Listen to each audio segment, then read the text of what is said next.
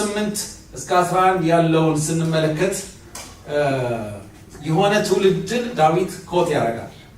የሆነ ትውልድን ዳዊት ይናገራል እና ይሄ ትውልድ ከግብፅ ምድር የወጣ የኤርትራን ባህር የተሻገረ በምድረ በዳ 40 ዓመት የቆየ እግዚአብሔር ወደ ተናገረለት የተስፋ ምድር መግባት ያቃተው እግዚአብሔር የሰጠውን የተስፋ ምድር መርገጥ ያቃተው መጨበጥ ያቃተው መውረስ ያቃተው እግዚአብሔር የተቆጣው ትውልድ እግዚአብሔር ያዘነበት ትውልድ እግዚአብሔር የተመረረበት ትውልድ እንደሆነ ከቁጥር 8 እስከ 11 ያለው ክፍል ይናገራል። በነገራችን ላይ ይሄንን ክፍል በተመሳሳይ ዕብራውያን ምዕራፍ 3 እና ምዕራፍ 4 ላይ the same generation ተጠቅሷል።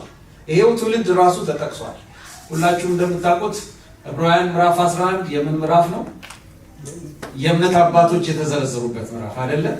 በጣም አሜዚንግ የሆኑ የእምነት አባቶች ምንም በሌለበት ሁኔታ በእምነት ጸንተው የቆሙ ምንም በሌለበት ሁኔታ በአምላካቸው የታመኑ በአምላካቸው የተደገፉ እና የእሳትን ኃይል ያጠፉ ምንም በሌለበት ሁኔታ የእግዚአብሔርን ድምፅ ተከትለው ወደማያውቁት ምድር የወጡ አስገራሚ የእምነት እርምጃ የተራመዱ የእምነት አባቶች ምዕራፍ 11 ላይ ተዘርዝረዋል።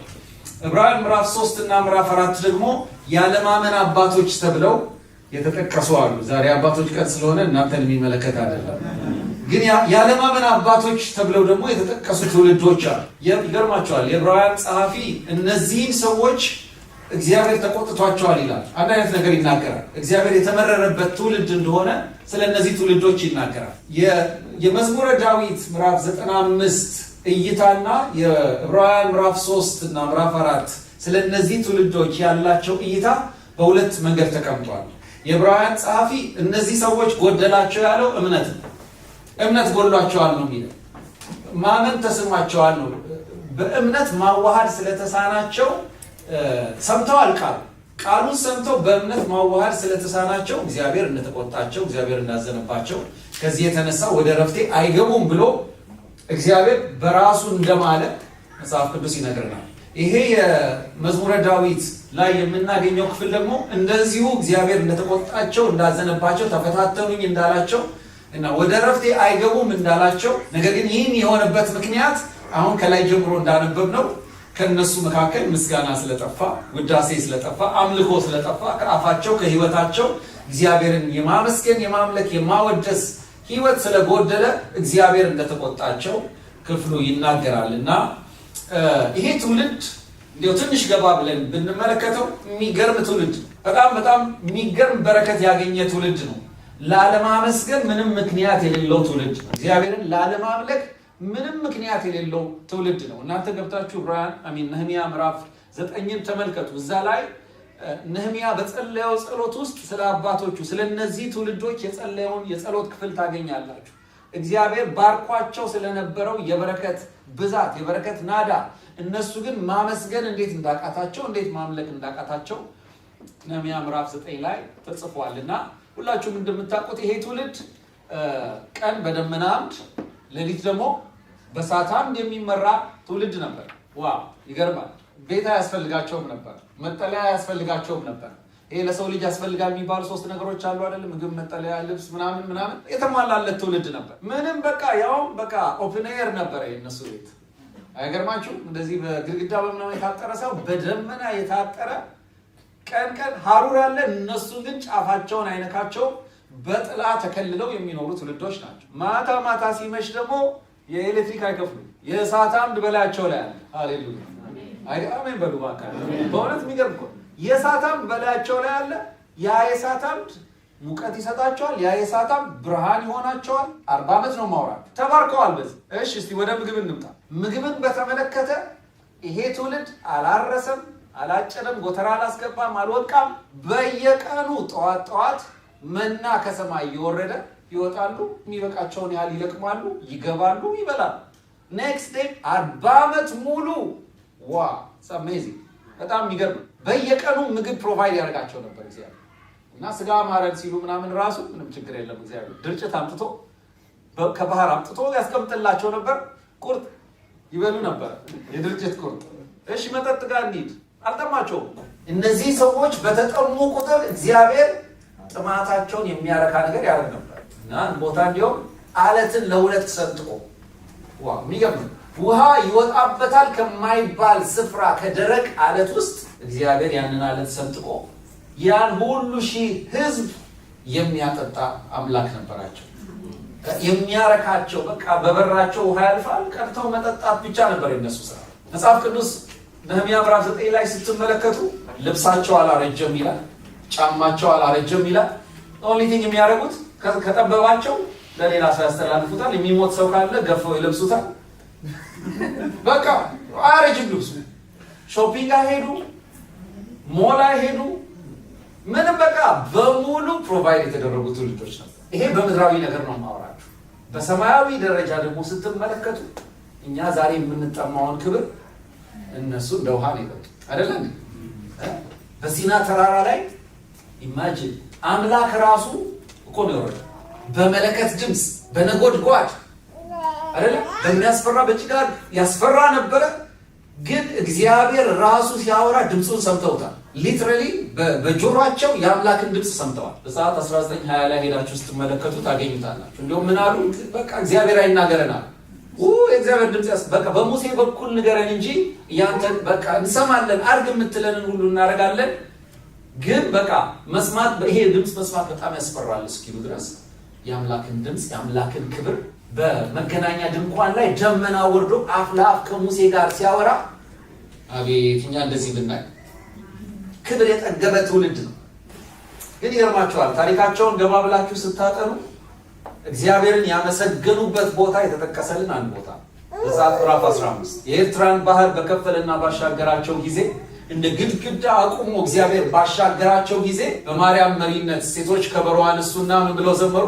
ፈረሱንና ፈረሰኛውን በባህር የጣለ በአፍንጫው እስትንፋስ ውሆች የከመረ በጣም የሚገርም የፕሬዝ መዝሙር ነው የዘመሩት። እንደ አምላካችን እንደ እግዚአብሔር ማን ነው እያሉ በአማልክት መካከል የሚመስለው የለም እያሉ አስደናቂ አስደማሚ መዝሙር ዘጸአት ምዕራፍ 15 ላይ ብቻ ተዘምሮ እናገኛለን። ምናልባት አንድ ቦታ ላይ አንተ ምንጮ ይፍለቅ ብለው የዘመሩበት ቦታ አለ።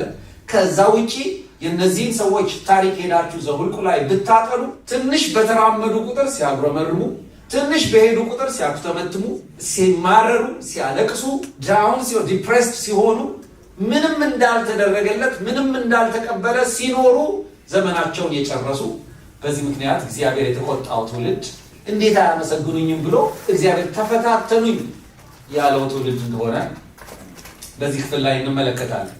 አሁን እነዚህ ሰዎች እንድንወቅስ አይደለም እምላችሁ። እኛስ በእውነት ምን የጎደለን ነገር አለ? ምን ያልተሰጠን ነገር አለ? ምን ያልባረከን በረከት አለ? ሃሌሉያ! ክብርስ ቢሆን እነሱ ካዩት በላይ የእግዚአብሔር አብ ክብር የሆነውን ኢየሱስን በሕይወታችን አላየንም እንዴ? እሱን ብቻ በማየታችን ዘመናችን በምስጋና መሞላት የለበትም? ዘመናችን በአምልኮ መሞላት የለበትም? እንዴት ናችሁ እህቶቼ ወንድሞቼ? በማጉረምረም ነው የተሞላ ነው? በማዘን ነው በቃ ዲፕሬስድ በመሆን ነው የተሞላ ነው? ወይስ ህይወታችን በምስጋና ተሞልቷል? ይሄ ክፍል በደንብ አበክሮ የሚነግረን ዳዊት በዚህ ክፍል ላይ የሚነግረን እግዚአብሔርን እንድናመሰግን እግዚአብሔርን እንድናወድስ ነው የሚጠራን እና ዳዊት በጣም አሜዚንግ ሰው ነው። ከነዚህ ትውልዶች ጥቂት ዓመታት በኋላ የመጣ ሰው ነው። ታውቃላችሁ ከመሳፍንት ዘመን በኋላ የሳሙኤል ዘመን መጣ። በዛ ውስጥ ነው ዳዊት የተወለደው እና ጥቂት ዓመታት ወደ ኋላ ተመልክቶ እነሱን አይቶ ዳዊት ህዝቡን የሚመራውን ህዝብ ለምስጋና የሚመራውን ህዝብ ለአምልኮ ሲጠራ እንመለከታለን። ሃሌሉያ! ይሄ መዝሙር የጥሪ መዝሙር፣ የኮሊንግ መዝሙር፣ ኮማንድ ትእዛዝ ያለበት መዝሙር ነው። እግዚአብሔርን እንዲያመሰግኑ እግዚአብሔርን ከፍ እንዲያደርጉ የተጠራ ጥሪ ነው እና ዳዊት ራሱ ብትመለከቱት ከላይ እስከታች ጢም ያለ በምስጋና የተሞላ ሰው ነው ዳዊት። ሃሌሉያ አሜን። መዝሙረ ዳዊትን ብትመለከቱ በምስጋና የተሞላ መጽሐፍ ነው። የረዳኝን እግዚአብሔርን አመሰግናለሁ ብሏል። አድርገህልኛልና ለዘላለም በምስጋና የተሞላ መጽሐፍ ነው። አመስግኖ አመስግኖ አመስግኖ ሊጠግብ ስላልቻለ ዳዊት ጥሪ ሲያስተላልፍ እንመለከታለን። በዚህ ዘመን ያለን ዘማሪዎች ኮፒራይት ብንጠየቅ ጉዳችን ፈልቷል ነው የምለው። ለምን? ብዙ መዝሙራችን ከመዝሙረ ዳዊት ነው አይደል? ከመዝሙረ ዳዊት ነው የምንዘምረው። ለትውልድ የተሻገረ መዝሙር ያሻገረ በዘመናት መካከል የሚዘመሩ ዝማሬዎችን አሳልፎ የሰጠ ሰው ነው እና ይሄ ሰው ወገኖቹን ሲጠራ እንመለከታለን። ከወገኖቹ አልፎ አሕዛብን ሲጠራ እንመለከታለን። ከአሕዛብ አልፎ ፍጥረታትን ሲጠራ እንመለከታለን። ተራሮችን እንበሉ፣ ወንዞች አጨብጭቡ፣ አሸብሽቡ፣ ሰማያት እግዚአብሔርን አመስግኑ፣ ፍጥረታትን ሲጠራ እንመለከታለን። ፍጥረታትን ብቻ ደግሞ አይደለም፣ ይገርማችኋል፣ የሙዚቃ መሳሪያዎችን ጠርቷል። በገና ሆይ ተነስ፣ ማሲንቆ ሆይ እኔማ ልጄ እነሳለሁ ብሏል። ሃሌሉያ። እኛ እኮ የእኛን ምስጋና አመስግነን ገና አልጀመርንም። ዳዊት የራሱን ጨርሶ እንደገና ከሌሎች እየተዋሰ ምስጋናን ለአምላክ የሚያቀርብ ሰው እንደሆነ እንመለከታለን እና ዳዊትን መስማት የግድ ያስፈልገናል። ይሄ ክፍል ሁለት ጥሪዎች አሉት። ቁጥር 1 ላይ ኑ የሚል ቃል እናገኛለን። ቁጥር 6 ላይ ኑ የሚል ቃል እናገኛለን። የመጀመሪያው ጥሪ እንደነገርኳችሁ ለምስጋና የተደረገ ጥሪ ነው። የሁለተኛው ጥሪ ደግሞ ለአምልኮ የተደረገ ጥሪ እንደሆነ እንመለከታለን። በእነዚህ በሁለት ቁጥሮች ብቻ አራት ወይ አምስት ነገሮችን ያየኋቸውን ነገሮች ልንገራችሁ። የመጀመሪያ ያየሁት ነገር ቁጥር 1 ላይ ያለው ጥሪ ውስጥ ፊት የሚል ቃል እናገኛለን። ቁጥር 6 ላይ ፊት የሚል ቃል እናገኛለን። ሁለት ጊዜ ፊት የሚል ቃል ተጠቅሷል እና ኑ በእግዚአብሔር ደስ ይበለን፣ ለአምላክ ለመድኃኒታችን እልል እንበል፣ በምስጋና ወዴት እንድረስ ይላል? ወደ አልሰማችሁም? ወደ ምን? አብረን እንስበት፣ ግድ የላችሁም። ወደ ማን እንድረስ? ወደ ፊቱ እንድረስ። ፊት የሚል ቃል እናገኛለን። ቁጥር 6 ላይ ኑ እንስገድ፣ ለእርሱ እንገዛ፣ በእርሱ ባደረገን በእግዚአብሔር ፊት እንንበርከክ የሚል ቃል አለ። ሃሌሉያ። ስለዚህ አንድ ቁም ነገር ልንገራችሁ። ምስጋናም አምልኮም በእግዚአብሔር ፕሬዘንስ ውስጥ የሚደረግ ጉዳይ ነው። በመገኘቱ ውስጥ የምናቀርበው ነገር እና ምስጋና ወደፊቱ መድረሻ ነው። ተመልከቱ፣ ወደፊቱ መድረሻ ነው። አምልኮ ግን በፊቱ የምናቀርበው ጉዳይ ተመለከታላችሁ። በምስጋና ወደፊቱ እንድረስ ሲል ከፖይንት ኤ ወደ ፖይንት ቢ እያመሰገንን እንመጣለን። ከዛ ልክ በፊቱ ስንደርስ ደግሞ በፊቱ እንንበረከካለን፣ በፊቱ እንሰግዳለን የሚል ቃል እናያለን እና ምስጋና ወደ ፊቱ ነው፣ አምልኮ ግን በፊቱ የምናደርገው ጉዳይ እንደሆነ ይናገራል። ምድራችን ላይ በጣም ምስጋናና አምልኮ ተቀላቅሎብናል። መቼም እንደ አበሾች መካከል እንዳለ ዝማሬ መስመር እንደሳተብን ብዙ ቦታ አልሳተም። እውነት ለመናገር ተቀላቅሎብናል። ያው ሶሻል ሚዲያውን ታውታላችሁ፣ ድንቅ አምልኮ የሚል ይለጠፋል። ግን ገብተን ስንመለከተው ምንም የአምልኮ ሴንስ የሌላቸው መዝሙሮች ብዙ እናገኛለን። ጉባኤ ላይ የምንዘምራቸው አምልኮ ብለን የምንዘምራቸው መዝሙሮች ምንም የአምልኮ ተች የሌላቸው የአምልኮ ሚስጥር ያልገባበት ዝማሬዎችን እንዘምራለን እና ዛሬ በኢየሱስ በቃሉ ብርሃን ይበራልናል። አሜን ሃሌሉያ። እስቲ አንዳንድ ነገሮችን ላውራችሁ፣ በኋላ ዴፊኒሽኑ ላይ እመጣለሁኝ። ይሄ ነገር ኦርደርንም ነው የሚናገረው፣ ቅደም ተከተልንም ነው የሚናገረው። ምስጋና ነው መቅደም ያለበት ወይስ አምልኮ? በዚህ ክፍል መሰረት መጀመሪያ ጥሪው የምንድን ነው? የምስጋና ጥሪ ኦርደር። ሁለተኛ ማውራችሁ ነገር የኦርደር ጉዳይ።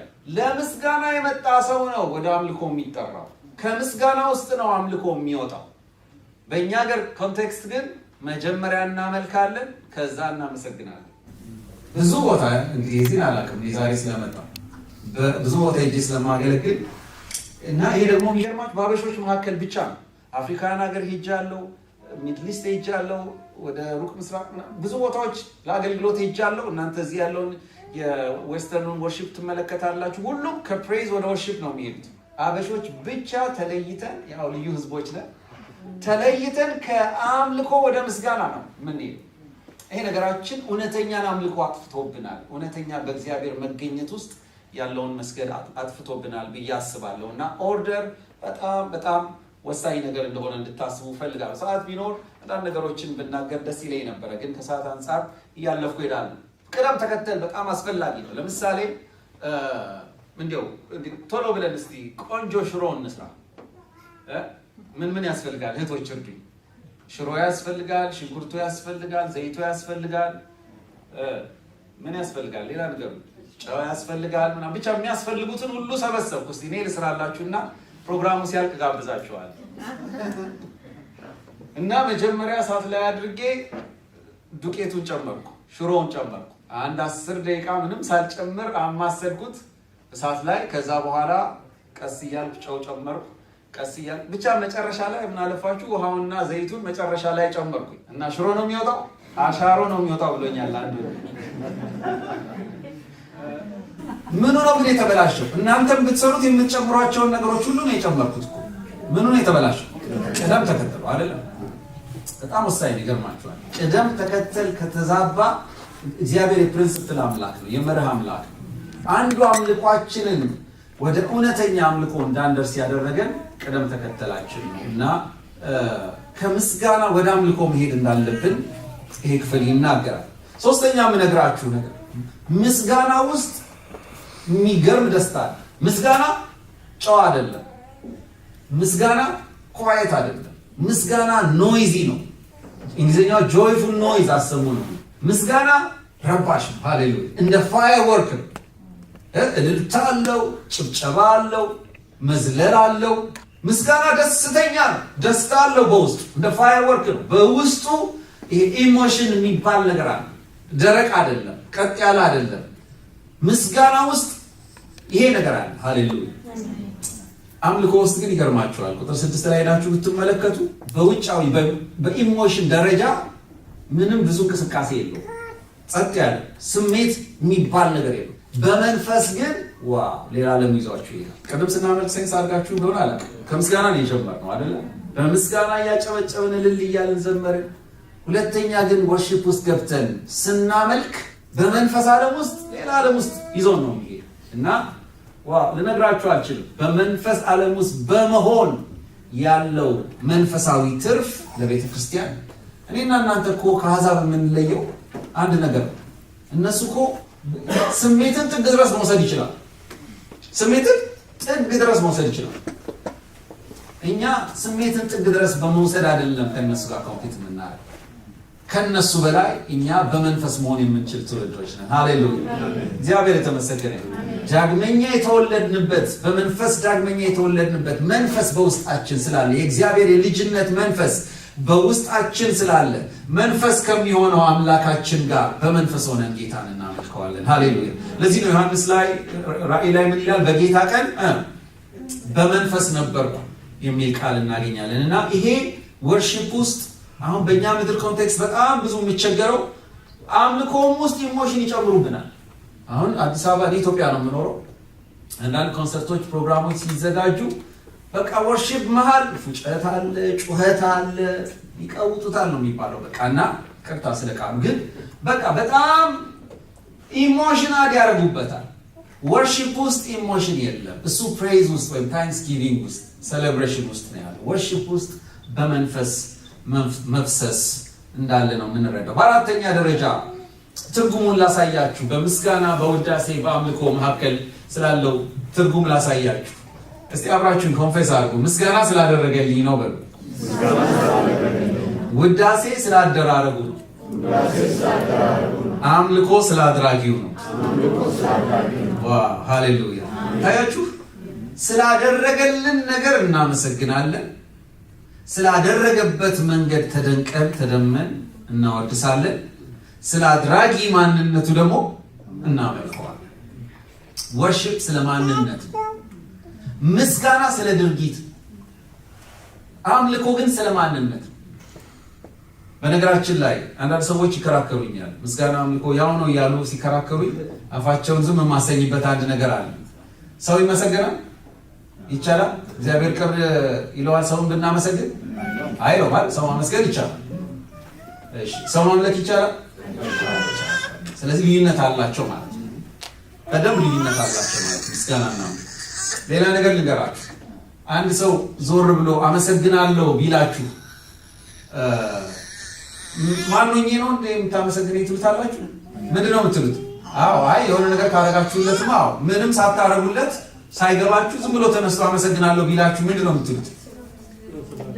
ምን አድርጌልህ ነው የምታመሰግነው? ድርጊት ጋር ነው የምትሄዱት አይደለ እንዴ? ምስጋና ድርጊት ጋር ነው የሚወስደን፣ አክሽን ጋር ነው የሚወስደን። ወርሺፕ ግን ማንነት ጋር ነው የሚወስደን። አሜን በሉ ባካ። አይገርማችሁ? አምልኮ ስለ ማንነት ታስታውሳላችሁ።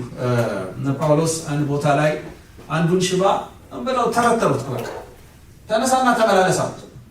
ከዛ የዛ ሀገር ሕዝብ እንዳለ ተነሱ፣ አማልክት በመካከላችን ወርደዋል አሉ ጉድ አሉ። መስዋዕት ይዘው መጡ። አበባ ጉንጉን ምናምን ይዘውላቸው መጡ። እና እነ ጳውሎስ ምንድን ነው ያደረጉት? ልብሳቸውን ቀደዱና እኛም እንደናንተ ሰዎች ነን። እዚህ ማንነት ጋር ነው የመጡት። አምልኮ ማንነት ጋር ነው የሚመጣው። ስለዚህ ማንነታችን አይገባም። ራእይ ላይ ታስታውሳላችሁ አይደለ? ያን ሁሉ ቱር ሲያስደርገው የነበረው ኤንጅል መጨረሻ ዮሐንስ ሊሰግድለት ሲል እንዳታደርገው ተጠንቀቃል፣ እኔም ከአንተ ጋር አብሬ የምሰግድ ባሪያ ነኝ። ማንነቱ ጋር ነው፣ ሰርቫንት ነኝ። መላእክቶች የማይሰገድላቸው ለዚህ ነው። ማንነታቸው ባሪያዎች ናቸው። ባሪያ ደግሞ አሰጋጅ ነው ወይ ሰጋጅ ነው? ሰጋጅ። ባሪያ ሰጋጅ አይሰገድለትም።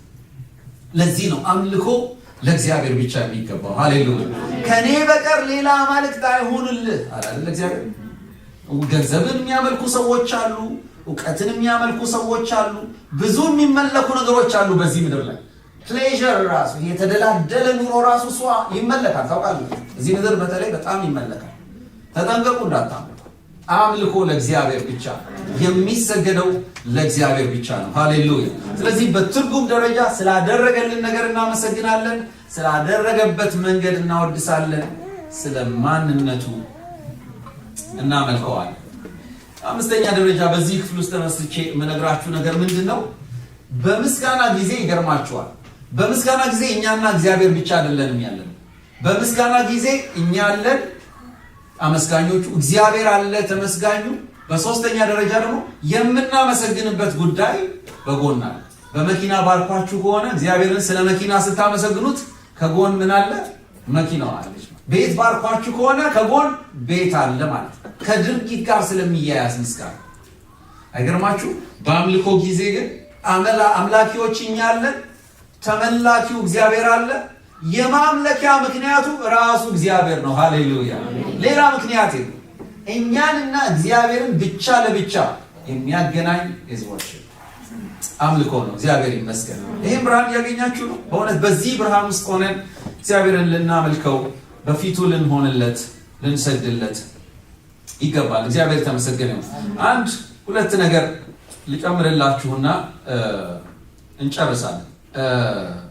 ምስጋናን በተመለከተ አንድ ነገር ልናገርና አምልኮን በጥቂቱ ተናግሬ ይጨርሳል። ምስጋናን በተመለከተ ምስጋና ውስጥ ሶስት ግብዓቶች አሉ። በዚህ ክፍል ላይ እንደምናየው ምስጋና ውስጥ ወሳኝ የሆኑ ሶስት ኢንፑትስ አሉ። አንደኛ ደስታ ነው። ኑ በእግዚአብሔር ምን ይበለን ይላል? ደስ ይበለን የሚል ቃል። ስለዚህ ምስጋና ውስጥ ደስታ አለ። አኩርፎ ምስጋና የለም። መጽሐፍ ቅዱስ ያዘነ ቢኖር ይጸልይ፣ ደስ ያለውስ ቢኖር ይዘምር። ስለዚህ ደስታን ይፈልጋል ምስጋና።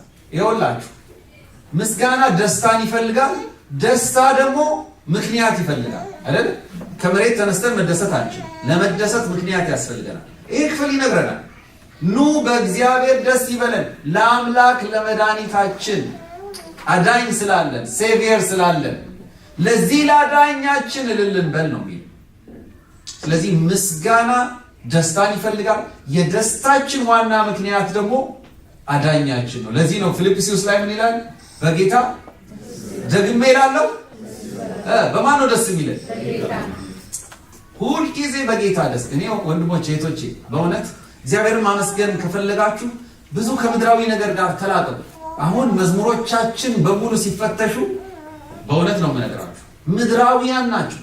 የምስጋና ምክንያቶቻችን እግዚአብሔርን የምናመሰግንባቸው ብዙ መዝሙሮች ቁጭ ብላችሁ ኮንቴንቱን ብትፈትሹ በቃ ከመሬት መነሳታችን ባረከን ነው፣ ሻገርከን ነው።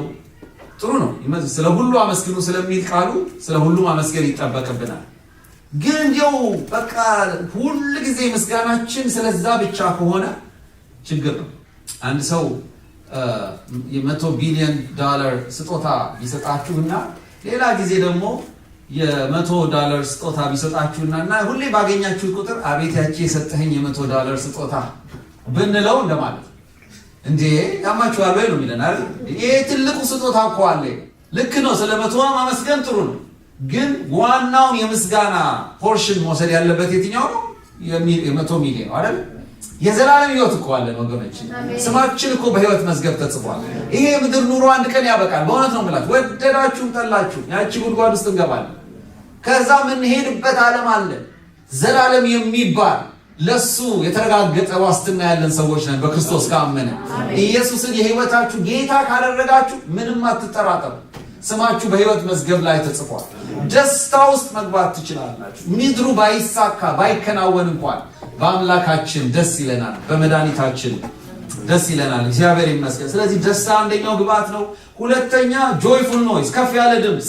ምስጋና እንደነገርኳችሁ ቀስ ያለ አይደለም። ምስጋና ጩኸታም ነው። ምስጋና ውስጥ ኖይዝ አለ። ምስጋና ውስጥ ከፍ ያለ ድምፅ አለ። ሶስተኛ ምስጋና ውስጥ ያለው ደግሞ እንቅስቃሴ ሙቭመንት አለ።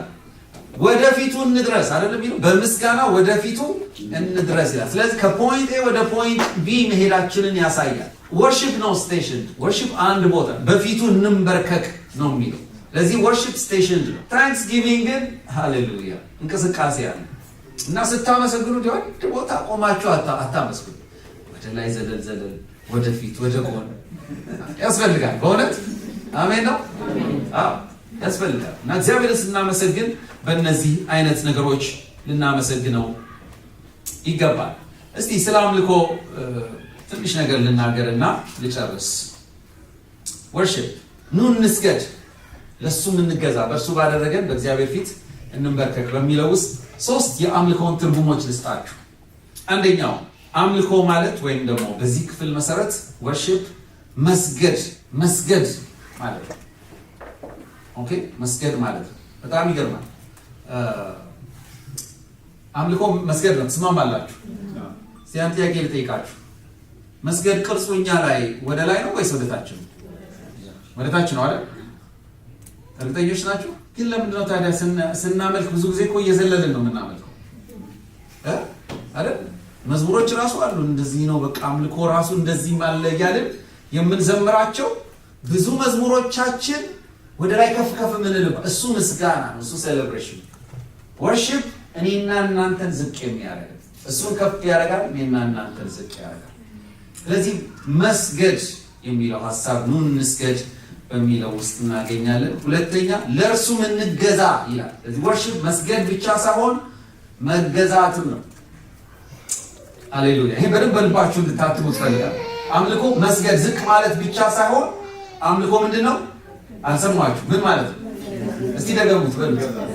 ምን ማለት ነው መገዛት? ይኸውላችሁ 2 የአምልኮ ቦታዎች አሉ። አንደኛው የአምልኮ ቦታ ፕሬዘንሱ ነው፣ ህልውናው ነው። በፊቱ ስንሆን ምን ሰግደው ስግደት። ሁለተኛ የአምልኮ ቦታ ኑሮ ይባላል። በህይወታችን ነው የምንገዛለን። አታድርጎ የተባልነውን ባለማድረግ፣ አድርጎ የተባልነውን በማድረግ ከሰኞ እስከ ቅዳሜ ባለው የህይወት መስተጋብራችን፣ ትዳራችን ውስጥ፣ ኑሯችን ውስጥ እግዚአብሔር ከማይወደው ኃጢአት መላቀቅ። ይሄ የቸርች ፓስተር፣ የቸርች መሪ፣ የቸርች ቄስ የሚያየው ጉዳይ አይደለም። እግዚአብሔር ብቻ ከሰማይ የሚያየው ህይወታችን ውስጥ እያመለክ ነው ወይ? አሎ ከኔ ጋር ናችሁ? ትንሽ ደቂቃ ነው ባካችሁ፣ በደንብ ፎከስ አድርጋችሁ ስሙኝ። ኢምፖርታንት ሀሳብ። እኔ በእውነት ነው የምላችሁ ብዙ በዚህ ዘመን ያሉ አማኞች ሚስ አድርገናል። ይሄ ፖይንት በቃ አምልኮም እዚህ ጉባኤ ብቻ ነው የሚመስለው። እዚህ መተን መዝለል፣ መስገድ፣ መዘርጋት፣ መዘመር ብቻ አድርገነዋል። ወርሺፕ ላይፋችን ውስጥ አለ። ኃጢአትን እምቢ ማለት አምልኮ ነው። ታውቃላችሁ? ኃጢአት በህይወት በፊታችሁ ሲደቀን እንደ ዮሴፍ በእግዚአብሔር ፊት እንዴት ኃጢአት ሰራለሁ ማለት ስውር ህይወታችሁ ውስጥ፣ የተደበቀው ህይወታችሁ ውስጥ፣ ማንም የማያየው ህይወታችሁ ውስጥ እግዚአብሔርን ፈርታችሁ ከኖራችሁ እያመለካችሁ ነው። ሃሌሉያ! አምልኮ ላይ ናችሁ ማለት ነው። እና እኔ ኢንከሬጅ አደርጋችኋለሁ። እኔ አሁን ወርሺፐር ብዙ የመዝሙሮቼ የወርሺፕ መዝሙሮች ናቸው። በጣም ምን ያስጨንቃል ካላችሁኝ ግን ኑሮዬ ያመልከዋል፣ ህይወቴ ያመልከዋል። ብዙ የምተጋው ህይወቴ እንዲያመልከው፣ በጽድቅ ለመኖር፣ በቅድስና ለመኖር፣ በእውነት በመኖር፣ እግዚአብሔርን በመታዘዝ በመኖር ሰው የማያየው ኑሯችሁ ላይ ወርሺፕን ቢልድ ለማድረግ ከተጋችሁ በጣም በቃ ይገርማችኋል። የሚገርም አይነት የወርሺፕ ላይፍ ይኖራችኋል። እግዚአብሔር ይመስገን። ስለዚህ አምልኮ መስገድ ነው። አምልኮ መገዛት ነው። መጨረሻውን እናገርና አልጨርስ። አምልኮ ኢንቲሜሲ ነው። ኢንቲሜሲ በጣም ይገርም ሀሳብ ይናገራል። እርሱ አምላካችን ነውና እኛም የመሰማሪያው ሕዝብ በጎቹ ነንና። ይኸውላችሁ ትዳር ውስጥ እንዳለው ኢንቲሜሲ ሰው ከአምላኩ ጋር የፍቅር ግንኙነት መፍጠር ይችላል። የአምላክና የሕዝብ፣ የእረኛና የበጎች ደግሞ የአባትና የልጅ ግንኙነት የሚገርም አይገርማችሁ? መስገድ ብቻ አይደለም፣ መገዛት ብቻ አይደለም፣ አምልኮ ከእግዚአብሔር ጋር በፍቅር መወዳጀት፣ አምልኮ እግዚአብሔርን መውደድ ነው። ወንድሞቼ እህቶቼ፣ ሃሌሉያ! እግዚአብሔርን መውደድ ነው። ከእግዚአብሔር ጋር የፍቅር ህይወትን መመስረት ነውና ከዓለም በላይ በዚህ ዓለም ከምንወዳቸው ነገሮች በላይ እግዚአብሔርን መውደድ ከጀመርን ፊቱን ህልውናውን እሱን መውደድ ከጀመርን ይሄ በህይወታችን የሚተገበር ትልቅ አምልኮ ይሆናልና በዚህ መሰረት ምስጋናን አምልኮን በህይወታችሁ እንድትተገብሩ እንድታደርጉ በእግዚአብሔር ቃል አበረታታችሁ ወዳለሁ።